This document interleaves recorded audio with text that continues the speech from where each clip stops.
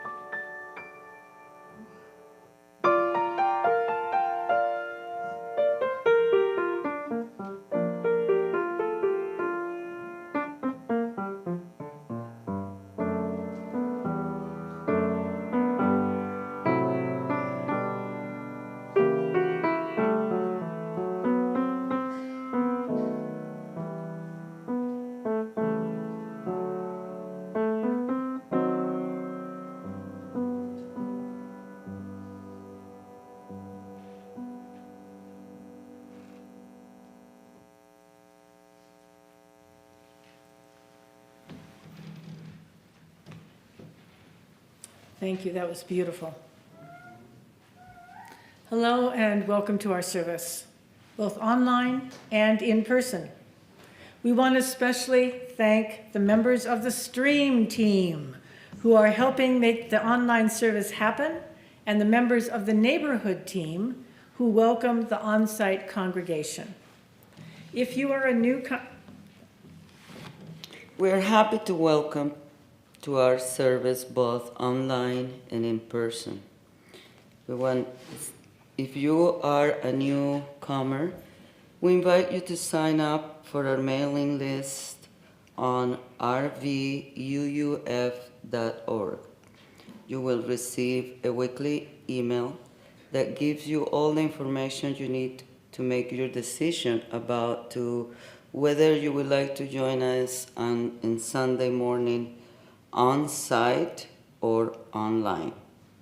You will also learn about other great things going on our RVUUF. or roof. Roof. We are so glad to have you with us for this service, and we invite you to join us in our mission, embracing diversity, empowering connection, and engaging in the work. We'd like to acknowledge this morning the passing of a very dear and special person in our RVUUF congregation, the passing of Patty Dugan, who left us on December 31st. I'd like to ring the bell and ask for a moment of silent remembrance for Patty.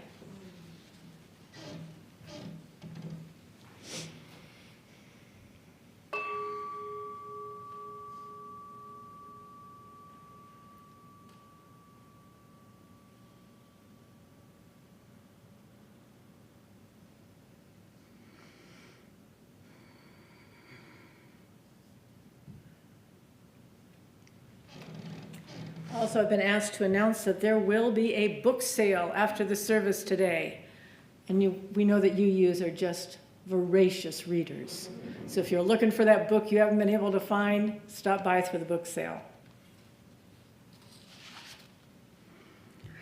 We begin each service by acknowledging that our building is built on the land that began as the home of the Cow Creek Apqua, Takelma, Shasta, and Latgua people.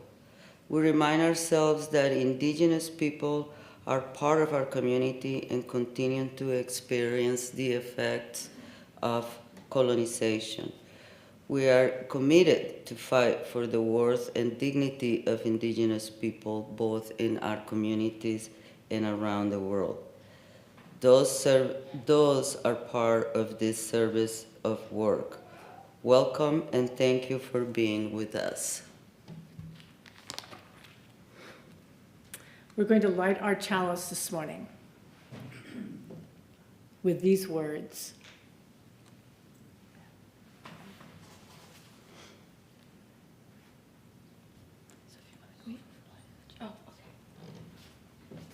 We light our chalice, symbol of Unitarian Universalism. May the light we now kindle inspire us to use our powers to heal and not to harm, to help and not to hinder, to bless and not to curse, to serve you, Spirit of freedom.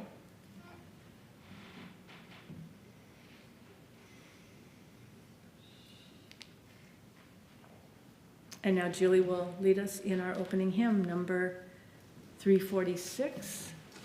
Join me in body or spirit. Before we get started this morning, I'd just like to remind anyone that's here for the first time that Reverend Sean is on a study break, and he will be back in a couple of weeks. But in the meantime, we have a few lay-led services this week, next week, and the week after. Please join me in body or spirit, rise, and let's sing 346.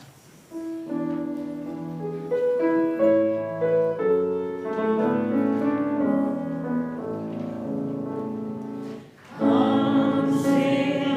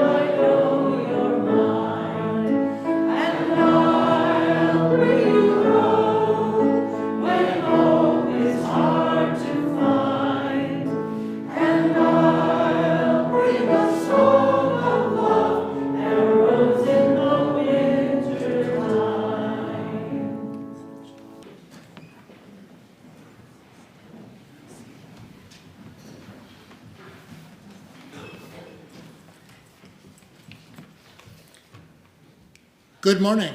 Good morning. I'm Roger Howe, and I'm accompanied by Joan Dean. We represent the anti-racist group here at RVUUF, and we are here to light the anti-racist candle with a reading, and I'm going to read to you what is the centennial vision of All Souls Unitarian Church in Tulsa, Oklahoma. So the church in Tulsa was founded just shortly after the riots that destroyed the African American community in Tulsa. It has an interesting and obviously, since they were doing a centennial celebration, a long history. It is also the largest cited congregation in the Unitarian Universalist Association. Grab hold of that, Tulsa, Oklahoma, of all places, but there you are. So it reads this way: our church is an embodiment and celebration of the world as we hope it will one day become. A climate of profound hospitality, love, and acceptance radiates from our campus and our members.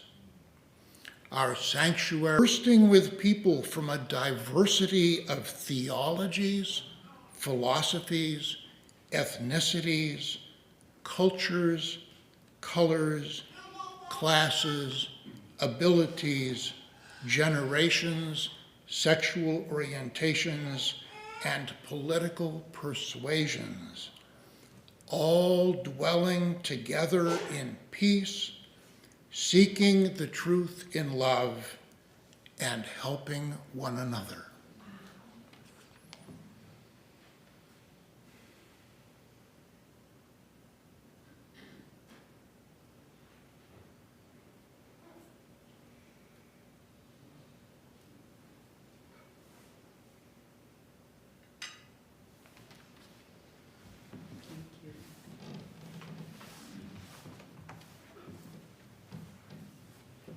I just want to say, as we are on the eve of our national holiday for Martin Luther King Jr., that is such a very profound thing to share this morning. So I thank the anti-racism group for bringing that to our beloved community. Now we would like to light our peace candle.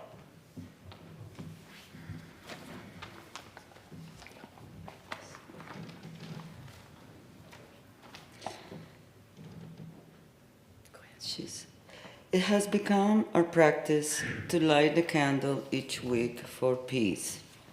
We take this moment to call to mind our commitment to peace, peace of mind, peace in our homes, peace in our communities, and peace in the world. This is a reading from the American Jewish World Service. To refugees who bravely journey in search of food, water, shelter, and survival. To women and girls forging a world where all have equal choice and equal opportunity. To LGBTQA+ people defending their right to live and love with pride. To local communities protecting themselves from the droughts, famines, floods, and other effects of climate change. To children hoping for a future without fear.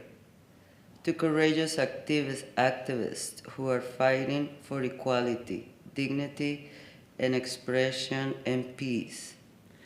May the light that we kindle this morning shine bright, illuminating our pursuit of justice. May it be a reminder that each of us has the capacity to dispel darkness and bring light and peace and hope.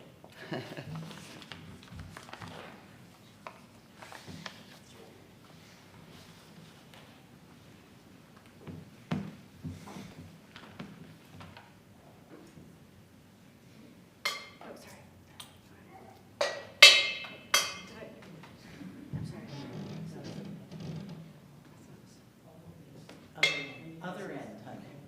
Other end. There you go.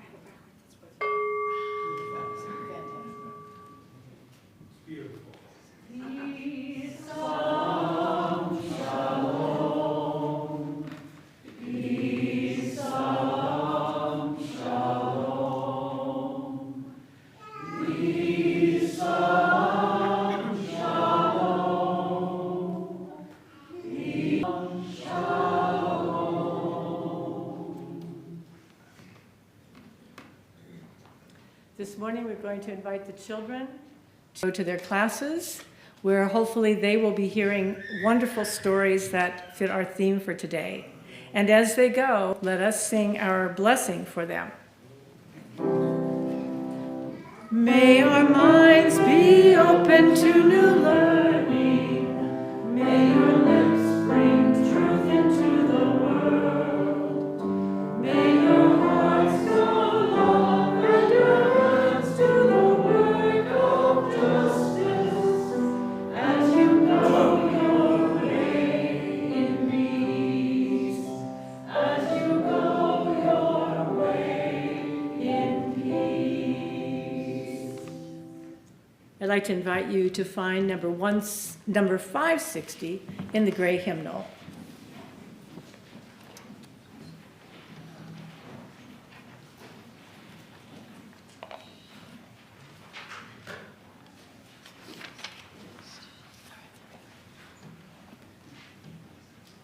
This is titled Commitment. People say, let us say this together. People say, what is the sense of our small effort? They cannot see that we must lay one brick at a time, take one step at a time. A pebble cast into a pond causes ripples that spread in all directions. Each one of our thoughts, words, and deeds is like that. No one has a right to sit down and feel hopeless. There's too much work to do. Dorothy Day. Thank you very much. And it's time for our centering.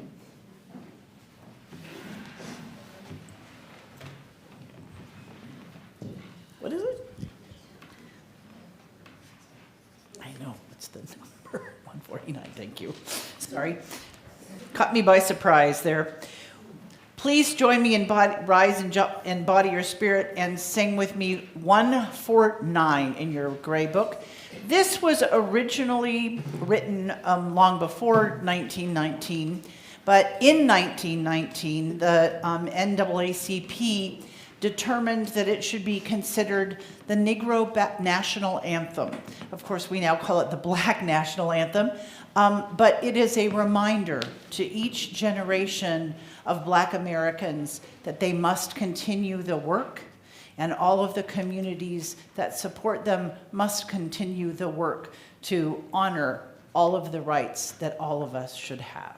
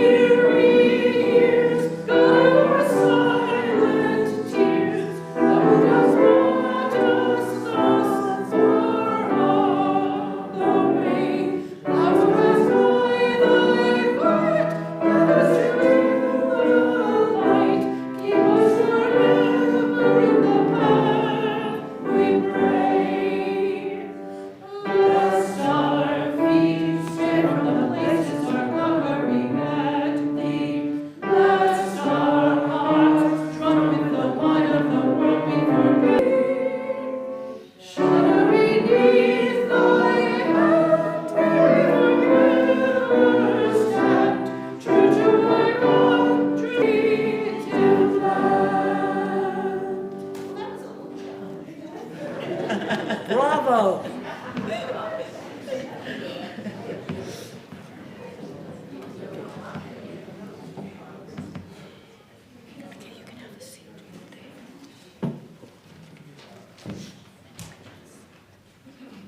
It's the work of justice, sometimes stretching your voice to ranges you didn't know you had. This morning, it's so good to see all of you. And it's good also to be together, to shine. We're going to explore how we, Rogue Valley Unitarian Universalists, make a difference in our world by contributing to our UU legacy of deeds, not creeds. We've learned that the personal is political and vice versa. So this morning, I'm going to ask you to go on this journey with me. And with Fanny, with us. What is it that sparks something in you to take action on behalf of others? When did you feel that spark? Oftentimes it's not an issue that sparks us. It's something we witness or experience happening to someone we care about. Something inside us that says, that's not right. I don't like what's happening. I want to do something about that so that that doesn't happen again. This morning, as Fanny and I share our social justice in action journeys with you, I invite you to reflect on yours.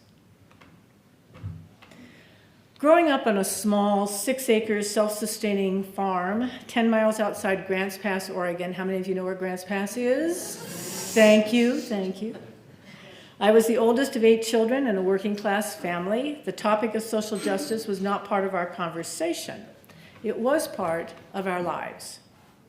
We were members of St. Anne's Catholic Church parish, more formally, where from time to time Maryknoll fathers or brothers would come and talk about the needs of people in distant lands.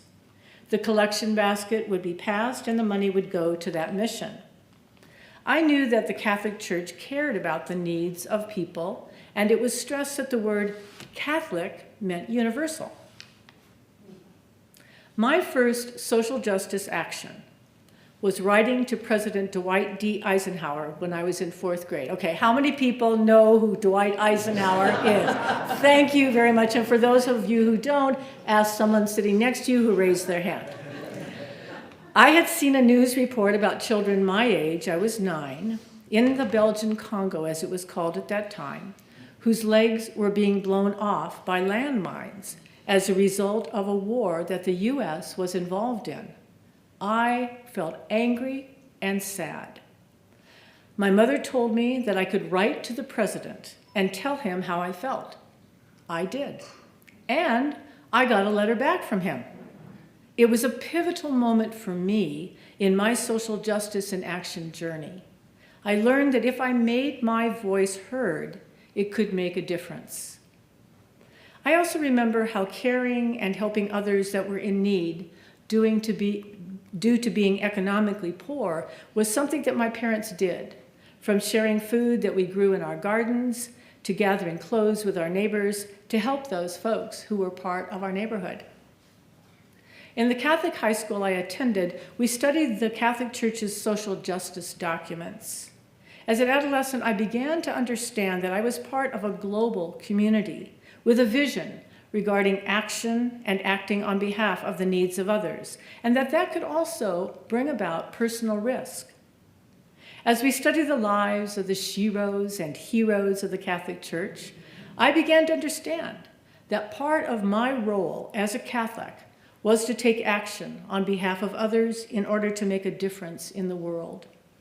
Studying the life of Dorothy Day and her role in creating the Catholic worker movement had a strong impact on the young woman social justice activist I was becoming. I actually used to carry around a little holy card in my wallet of her because she really inspired me. When I became a UU, new UU sheroes and heroes, including the great women's rights activist Judith Sargent Murray, Henry David Thoreau, the 50 UU ministers, including the UU president at that time, Peter Morales, who supported the Standing Rock water protectors, and Alandria Williams, an economic and racial justice organizer and trainer, who empowered youth leaders and was a founder of Black Lives of Unitarian Universalism. These UU sheroes and heroes inspired me as a UU to continue my social justice work. My understanding of what social justice in action looks like has evolved over the years. On June 12, 1982, I participated in what was at that time designated as the largest disarmament rally in American history. I had been the state coordinator for the North Dakota nuclear freeze referendum, which after many months of hard work and very cold temperatures was passed.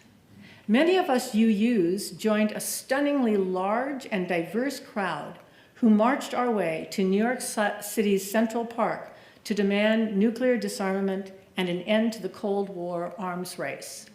You know, I never will forget, looking down, we were part of the long rows of people. And I had been in North Dakota for a while, and I remember looking to my left and seeing a group of gay bikers carrying signs for ending nuclear disarmament.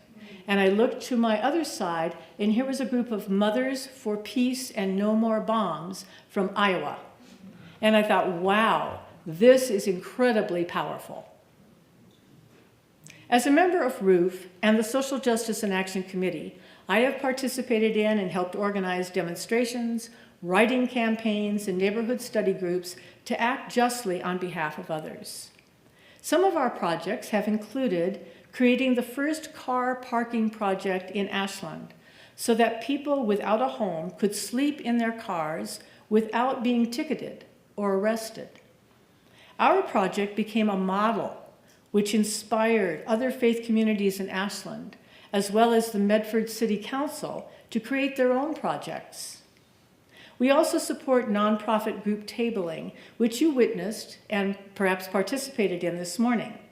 We welcome this morning the Neighborhood Climate Action Network, and we encourage you to stop by their table after the service and learn about the important work their organization is doing. We also work with groups in the community to make space in our building available for social justice meetings and events when possible. Currently, the board and steering committee of Ashland's Ukrainian Sister City Project, Ashland Savorta Hursk Aid Project, or ASAP, holds their monthly meetings here in our conference room. We, Roofians, were part of a founding member of the Ashland Interfaith Social Justice Coalition, where people of many different faiths came together to work for justice in Ashland and the Rogue Valley. There's a wise saying, think globally, act locally. As a member of the Social Justice and Action Committee, one of our consistent social justice actions is the third Sunday offering. In the fall, during our annual retreat, we generate a list of 10 local nonprofit organizations that become recipients of that Sunday's offering. Over the past 5 years, this congregation has gifted close to $45,000 to close to 40 local organizations. I want to say that once again, because sometimes we think that doesn't really make a difference. Over the last 5 years, RVUUF has gifted close to $45,000 to close to 40 local nonprofit organizations. We also include the UUSC and one other global organization in our list. The impact of this action is not just financial.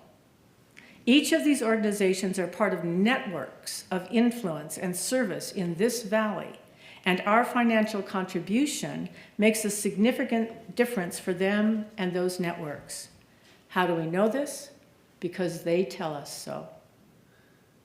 Part of our role of the SJA committee is the education of our beloved community, all of you, about these organizations. So the involvement of representatives from those organizations has a twofold benefit.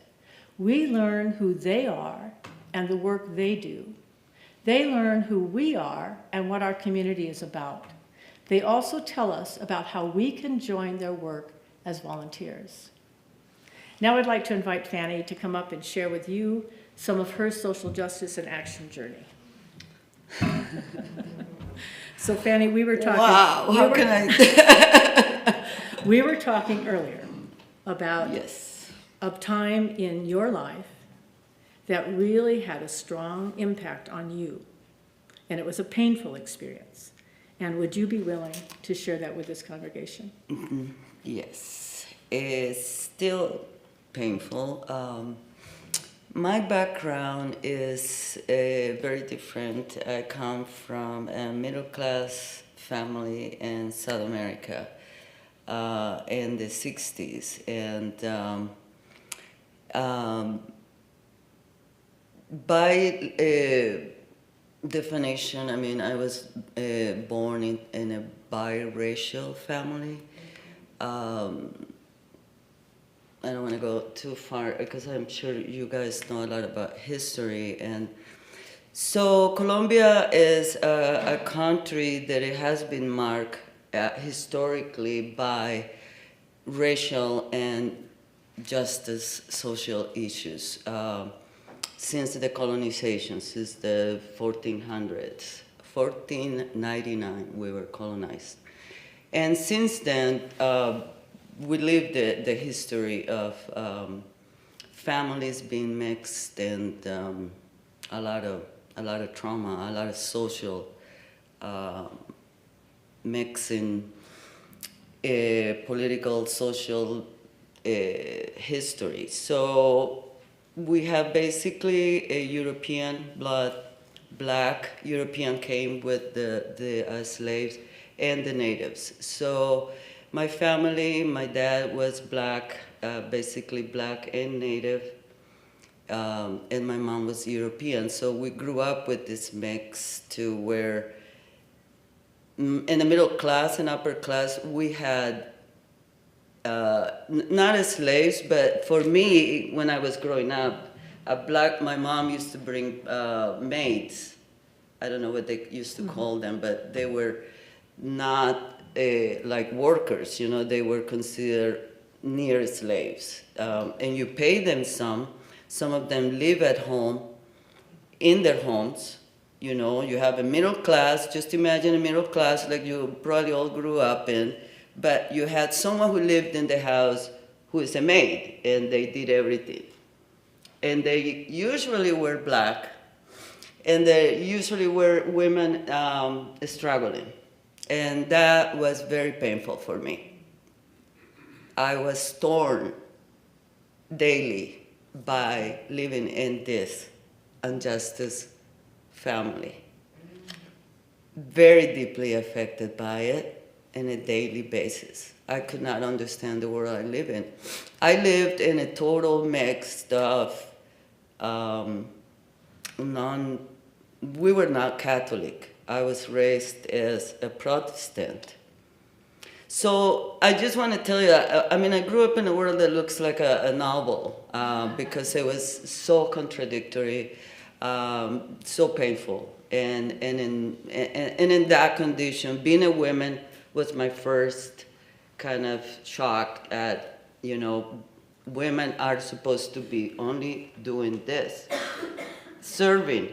So we were all socialized, classified by color, by sex, and I was traumatized. So I had to come here because my father was fearing in the 1970s with the war between the cartels, it became actually impossible to live in our country. So my dad brought us here. When I came to the Northwest, there was no black, no Latinos, very few Latinos. So that was again another shock. Because again, my aunt would marry a German.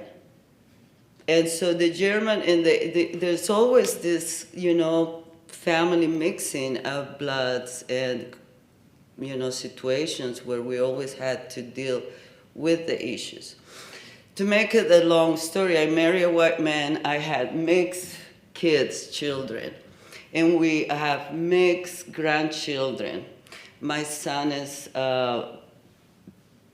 Latino or half black, I don't know, you know, anymore what to say about that. And my grandchildren are 1/8 this and 1/8 that, and we keep, you know, kind of classifying all this to a point where it has become just, you know, impossible to keep up with. My thing is that I go back to just being a human.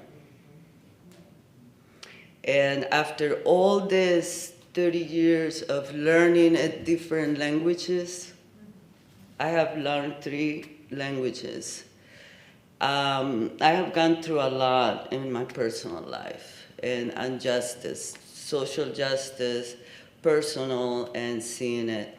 And I go back to just being a human being. I mean, it's nice to build that ego with a lot of books and, you know, knowing the history of this and that, Europeans, and what had happened. But what happened in the heart of every human being that I know, and we were being touched by this dialogue deeply.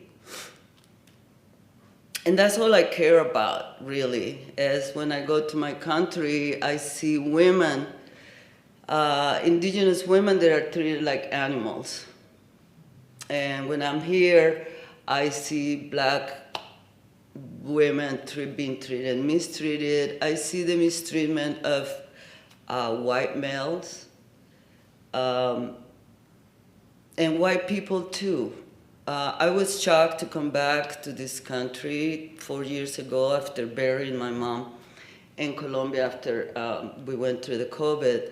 I came back to help my son with his family, and I found it shocking walking the streets in Washington, seeing the amount of white people who are drug addicts now, who don't know how to deal with life anymore. Really, it's simple. It's not that complicated. I think we have made it overcomplicated to be a human. And we have everything we need. We got each other. And we just need to talk with our hearts, open our hearts, and be humans again and love each other. That's all it takes.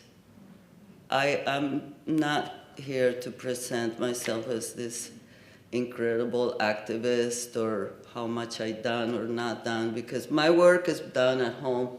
I done a lot with caregiving for the old handicapped. What we call handicap, we call them now, I don't know. It goes on and on. The older, the family, I just call them family. My brother, my sister who is not able to work for herself lying down. But we're just one big family of human beings. And we need to care for each other. That's it, it's that simple. I was very upset at the fact that I come back here and people don't care for each other. I work in a nursing home and I go out, working 12 hours, helping and talking to nurses, talking to the people that work in these places. And people don't care. After a while, after 10 hours, it's like, it's hard to care. I know it's hard to care. But that's all we got, guys. That's all we got. Because in the other worlds that we have out there, I see where people are killing each other. It's just that separation. And we can do it here. We can do it. A lot of people are doing it. Look at this beautiful lady here. She has accomplished so much, and I'm sure there's hundreds of people here that cares a lot. And I'm so grateful, so blessed to have found this place where people care. Thank you. Thank you. Thank you.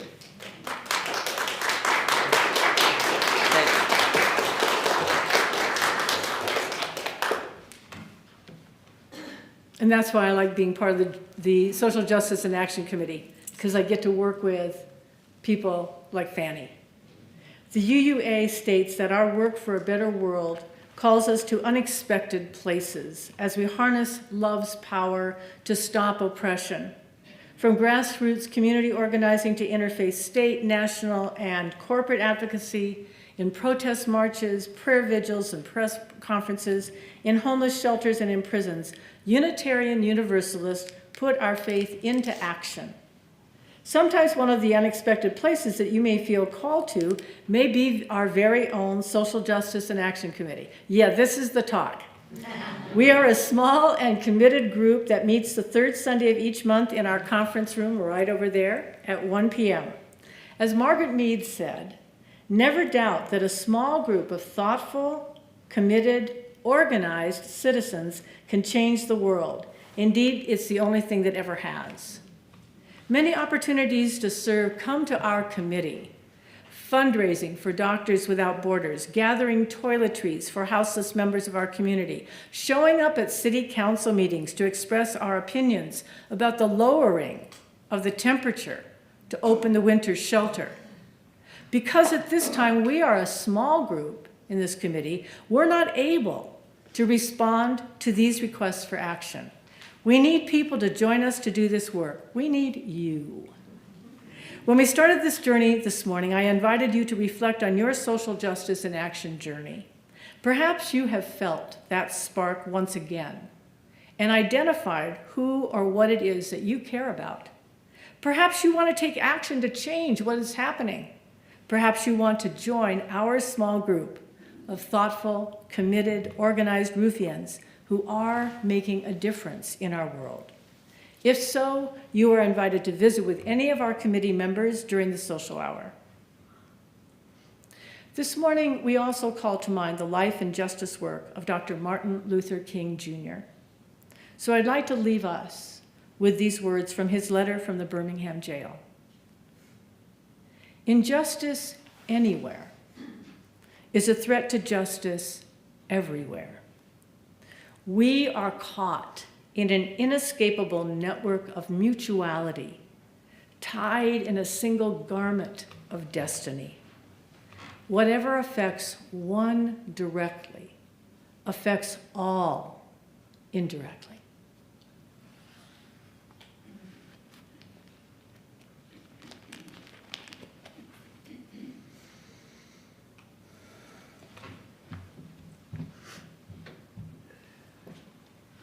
Each week, we take an offering to support the mission and the work of our congregation. Since the pandemic, your generosity has been nearly the only source of financial support for the programs, services, outreach, and staffing of our congregation. Your giving is immediately put to work, putting our principles into action in our community and beyond. If you are joining us online, you can email your gift to 47 4th Street, Ashland, Oregon, 97520. To give online, go to tinyurl.com, roof offering, and follow the instructions there. To give by text, simply text $sign and the amount you would like to donate to 541-229-4229. And if you need support, please contact Reverend Sheen using the form on RVUUF.org. We will do our best to help. For those gifts and for all the gifts you bring to our community and into the world, we thank you.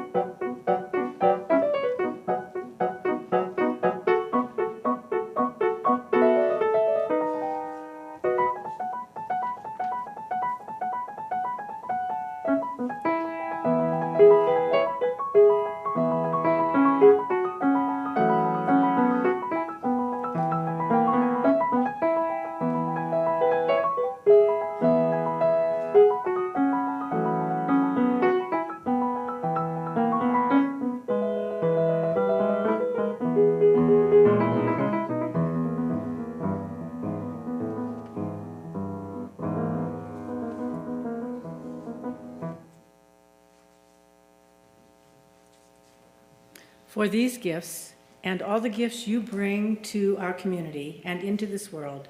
Thank you.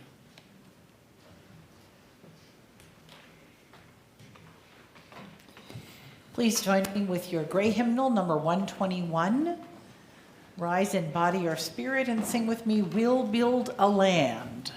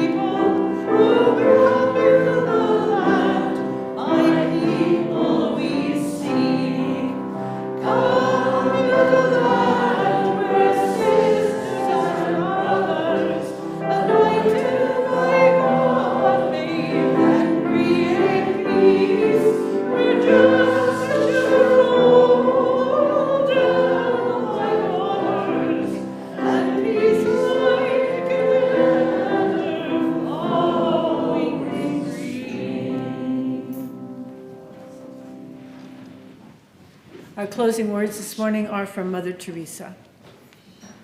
Love cannot remain by itself. It has no meaning. Love has to be put into action, and that action is service. Whatever form we are able or disabled, rich or poor, it is not how much we do, but how much love we put in the doing. A lifelong sharing of love with others. That's what we're about.